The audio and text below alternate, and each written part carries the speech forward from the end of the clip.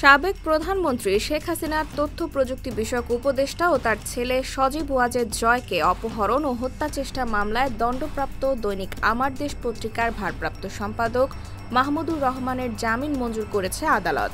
বৃহস্পতিবার ঢাকা মহানগর দায়রা জজ আশরামস জগলুল হোসেনের আদালত তার জামিন মঞ্জুর করেন। এর আগে রোববার ঢাকায় অতিরিক্ত চিফ মেট্রোপলিটন ম্যাজিস্ট্রেট মাহবুবুল হকের আদালতে মাহমুদুর রহমান আত্মসমর্পণ করে আপিল শর্তে জামিন আবেদন করেন। শুনানি শেষে বিচারক তার জামিন আবেদন নামঞ্জুর করে কারাগারে পাঠানোর আদেশ দেন। সজীব ওয়াজেদ জয়কে অপহরণ ও হত্যা চেষ্টা মামলায় গত বছরের ১৭ই আগস্ট মাহমুদুর রহমান সহ ৫ জনকে ৭ বছর করে কারাদণ্ড দেন ঢাকার অতিরিক্ত chief metropolitan magistrate Asaduzzaman Noor. মামলায় সাজাপ্রাপ্ত অন্যরা হলেন সাংবাদিক শফিক রেহমান, জাতীয়তাবাদী সামাজিক সাংস্কৃতিক সংস্থার সহসভাপতি মোহাম্মদুল্লাহ মামুন, তার ছেলে রিজভী আহমেদ ওরফে সিজার ও যুক্তরাষ্ট্র প্রবাসী ব্যবসায়ী মিজানুর রহমান ভূঁইয়া।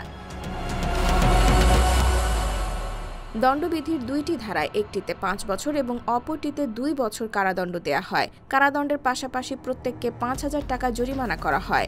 জরিমানার টাকা পরিশোধ না করলে প্রত্যেককে আরও ৩ মাসের কারাভোগ করতে হবে বলে রায়ে বলা হয়। রায় ঘোষণার সময় সবাই পলাতক ছিলেন। রায়ে আরও বলা হয়, সাজাপ্রাপ্ত সবাই পলাতক থাকায় তারা গ্রেফতার হবার পর অথবা আদালতে আত্মসমর্পণ করার পর রায় কার্যকর হবে।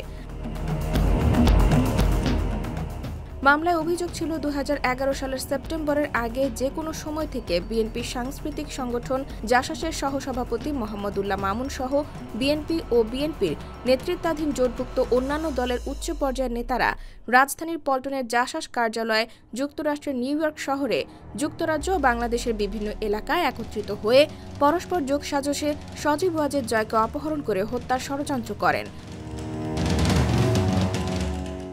ওই ঘটনায় ডিবি পুলিশের পরিদর্শক ফজলুর রহমান ২০১৫ সালের ৩রা আগস্ট বাদী হয়ে পল্টন মডেল থানায় একটি মামলা করেন।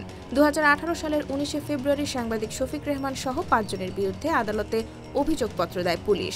এরপর ২০২২ সালের ১৩ই নভেম্বর সজীব ওয়াজেদ জয় আদালতে হাজির হয়ে সাক্ষ্য প্রদান করেন।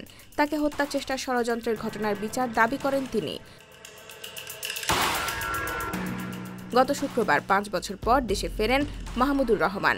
আওয়ামী লীগ সরকারের আমলে তার বিরুদ্ধে সারা দেশে ১২৪টি মামলা হয়।